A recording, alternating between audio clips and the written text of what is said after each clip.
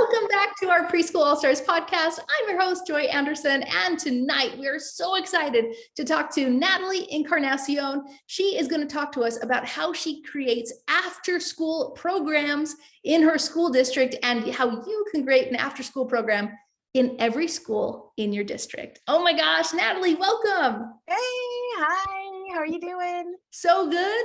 So I know you've been here and you've shared your story quite a few times, but for those of our all-stars and our listeners who don't know you quite yet, go back in time if you could.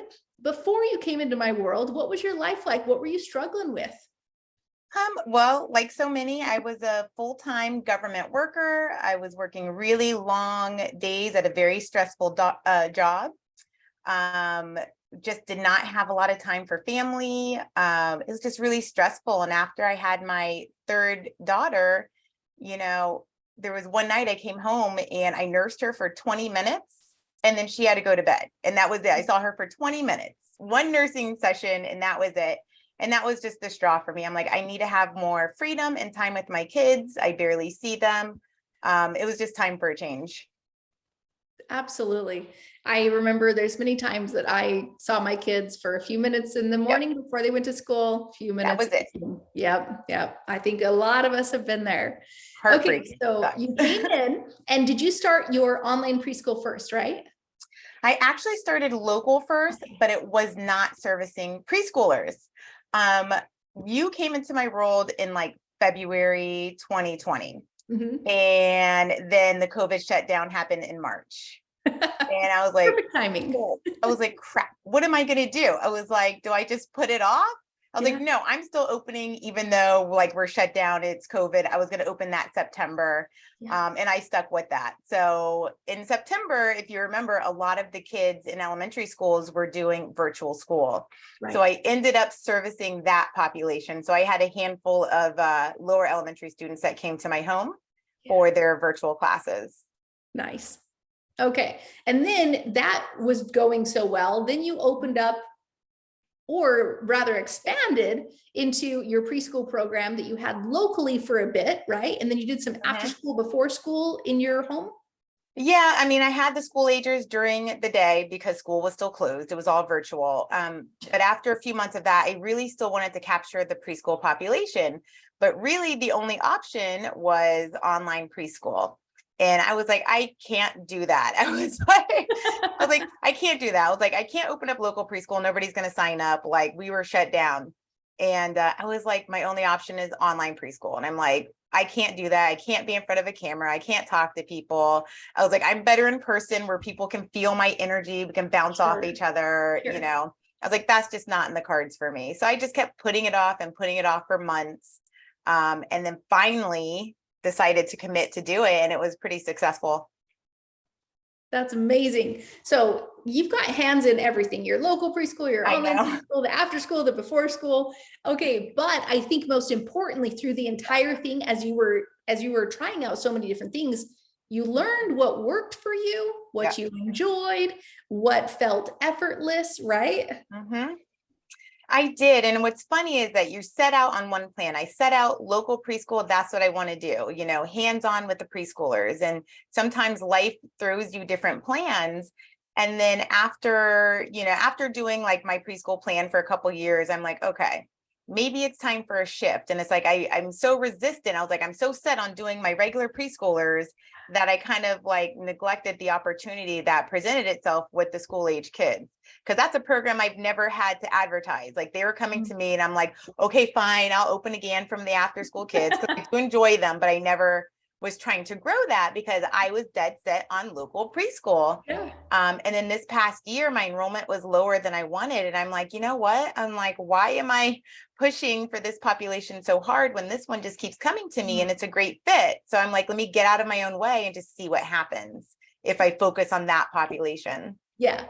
Okay, so then you got involved in your PTA, and we have another podcast episode for those who want to like dive deep into like, well, how did she actually start an after school program in her district at like the beginning stages? Because you volunteered at the PTA and you started offering these after school classes in the school for craft clubs. And then all of a sudden, like within like hours, days, you had a giant wait list. So walk me back to like, you were doing all these after school clubs that In were, my home. Yeah. yeah, after school clubs. I stuck with the school agers, and I was Yeah. doing the before and after school clubs in my home. Yeah. And then, anybody who's licensed knows you're limited by ratios. Mine is 7 right now, which is actually pretty good. But still, I'm like, well, if I want it to produce the income I want, I got to grow, because I mean, you can only have one after school population, right? It's not like preschool, you can have AM and PM, after school or not, right? So I had been thinking about trying to do one at a local school for like a year, but of course, I chickened out. And I'm like, you know what, maybe that's something to explore. If I'm going to focus on this population, I'm going to go where this population is. I'm not a huge fan of marketing, and I never had to for the after school kids anyway. So I'm like, I don't really want to start now. I just want to focus on having fun and teaching kids. And so my game plan this year is just, I'm going to go where the students already are. Like, I'm not going to reinvent the wheel. I'm like, where are all my kids? They're all at the local elementary school. And I already had like 7 that came to my house, and they all go to the same elementary school, which my kids go to as well. Right. So I'm like, it's a no-brainer. So I'm like, they're already going there. I'm already known there. I know how it works. I'm like, let's just get the ball rolling. I'm like, what could I lose? So I just, made a plan. There's one day a week where I usually don't have students in my home. And that's the one day I'm like, this is where I'm going to play with the idea of having a program in the school and just see what happens. Yeah. And so you volunteered at the PTA, and they said, hey, do you want to do some of these classes at the school? And you said, sure, because they'll pay for it. You don't have to pay for the marketing. You don't have to pay for the building. Yep. You can have more students during the day. So you don't have to worry about that crazy 7-to-1 ratio.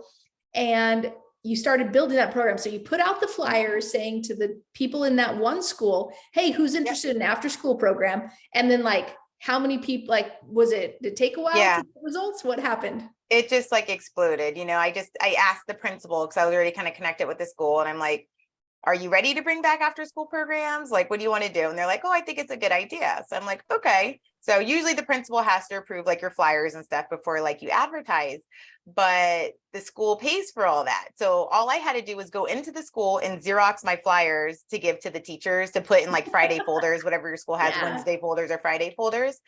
And they go out on Fridays at my local school. And so I Xerox them, put them in the Friday folders. And probably by like school's out at 3:30, and by 5 p.m. like my phone was going off, like with the hub sending me like notifications. And I'm nervous too, because it's hard to put yourself out there, but my flyer had nothing about me on it. So I'm like, okay, so if this flops, like nobody's gonna know it's me. I think I put my logo on it like as small as I could get it to like get away with, like in the corner, but it just said after school craft club, STEAM-based craft club. And I'm like, it has nothing about me on there. And let me tell you, like, my phone was going crazy. Like my battery was dying. It was just notification after notification. And I had to rush and start shutting stuff down because I was getting too many enrollments. And I still, like right now, I'm still teaching it, still 18 students, which is a little bit large. I'm going smaller the next session, but still over 25 on the wait list, still trying to get in. And that's just at this one school. Right. So yeah, you've got all these kids on the wait list there, and the kids who are in it are just having a blast. The parents are like, cool, when's your next one? I'm going to sign up. So you've got all these kids on the wait list, and you have this conundrum. Like, I have all these people who would pay me if I could clone myself, right? Can't be in 2 places at once. Can't be in another school at once. Can't do a robotics club at the same time I'm doing a STEM club or a craft club. So, and I remember talking to you, and I was like, okay, you need to hire teachers. And you were so scared. Walk me through like the background of why you were so scared to hire teachers that could fill your set, that could basically replace you. Yeah, they could. I'm still scared. I love the idea of it, but it's just really hard to trust other people to like represent like your brand, especially when it's like your local community. I'm like, I don't want to be embarrassed. I'm like, can they really do what I do? Like, I'm sure somebody out there is better, but I'm like, can they duplicate what I've duplicated? Can I even find anybody interested? Because the hours are a little bit smaller, but the pay is really good, it really is a great return on investment, but I'm like, I wasn't sure if I could find people I could trust, Yep. that would be trustworthy and reliable. I'm always afraid that I'm just going to be left with like 100 students and then I have to teach them all, is like the Totally. fear. And then I'm back to my government life of just working all day long. Yeah.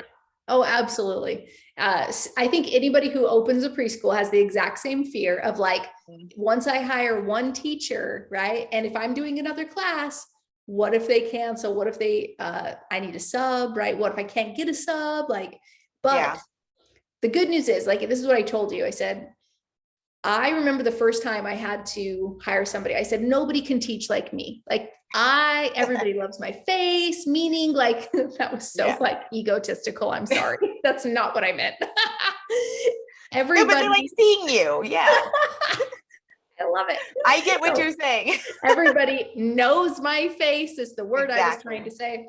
say. And they love me because I'm me, and like nobody can teach Mhm. like me. And I remember trying the first hire that I did, I said, this is how you do a puppet show, and you do it like this, and you teach like this. And I was trying to train her to teach like me. And she Yeah. left after like 2 months. That did not work. Then I brought in another teacher, Miss Malia. Love her. She's the best teacher I've ever had because she taught me so much. And she was like trying to like teach like me. And eventually she came to me and said, Joy, would it be okay if I changed this and made it my way? Like, I feel like I could still do a really good job. Would that be okay? And I was like, by that time, I totally trust her. I was like, yeah, go for it. Mhm. Ended up, she was way better than me in her own way, right? Yeah. So yes, there's that component of like, can we trust them? But the cool thing is that there's really good people out there in this world, and you're not a unicorn. When somebody can do only that one task, so you're managing the director, the owner, the teacher roles, all of these roles. And when you give somebody just the teacher role, holy cow, they can do it amazing. So now you have I'm this hoping. opportunity where you could grow your program, your after school program, because you could go into every school. You could even Mhm. offer multiple classes. One here is a arts, and because we got more kids, we could go into a robotics classroom, or we could do, just have more people there because you got more staff. Mhm. So when you finally took that, you finally crossed the bridge and you're like, okay, I'm going to start hiring. Like, walk us through that process. I mean, it's kind of scary. So I didn't want to just post on my Facebook. I was like, I'm going to a job site. So I went to Indeed. I used the hiring system, uh, for your hiring system, Joy. I pulled that out, read everything, made sure I was ready, and posted on Indeed for free, the free Yeah. employer, site, and then immediately started getting leads and scheduling virtual interviews. Once people kind of, I felt like they were a good fit after interviewing with them, I would have them come out to my craft class on Thursdays, to put them kind of like a working interview. And I paid them for that, like an assistance, amount for that. But that's kind of where I am right now. I have them come in. I want to see how they're teaching, interacting with the kids. It is very hard not to want to coach them to do things the way I do. Yeah. So I'm working on that and just trying to step back and letting them kind of get their own feel. So that's where we are. So I have 3 people lined up. The next set of classes start in March. So now I just want them to get experience, seeing my curriculum, what I'm doing. So they come out and help me with my class. They're getting to know each other. Awesome. Yeah, and then I'll start scheduling out. So I opened registration today for my current students. Yeah. They have 2 days to register before I open up to the wait list. And Yes. then they have 2 days before I open up to the whole school. Which you'll be full. Yeah, yeah, hopefully we'll see. So it'll be 3 days a week, Yeah. with these classes. So hopefully I'll have 2 teachers helping out with those other classes. My kids are begging me to keep 1 day a week because they enjoy being my assistants. And that's another great thing. I bring my kids with me. Yeah. They come and work with me. They're there at the school. My 3-year-old comes with me and gets to participate. So it's like you're making money by spending time with your family. Mhm. Still, I don't have to trade that time, and they love it. They're like, no, keep teaching it. I was like, well, I have a teacher that can teach it. No, I'm like, That's okay, we'll amazing. see. That's awesome. Well, I was so blown away by what Natalie has put together. I mean, yes, taking principles of what we teach, obviously how to create a business, how to attract your dream customers, how to increase your value in your programs, but she ran with those principles and created her own epic program, how to create an after school program. And I was like, Natalie, will you please teach us how to do this? Because every single one of us that is listening to this episode, every single one of us that is a teacher or that wants to teach and, still be able to spend time with our families, plus create that income, right? Like, we have an opportunity and it's sitting right there. We have the school, they have the kids, and we can do this. We can follow in your footsteps. So I asked Natalie to please put together a roadmap for us, and she graciously said yes. So Natalie, how can we get the roadmap to be able to continue working with you on helping us to build an after school program? Yes, I am actually working on it right now, finishing up the 6 steps, 6 very easy steps that I took. And it really is easier than you think it is. So I'm finishing it up now.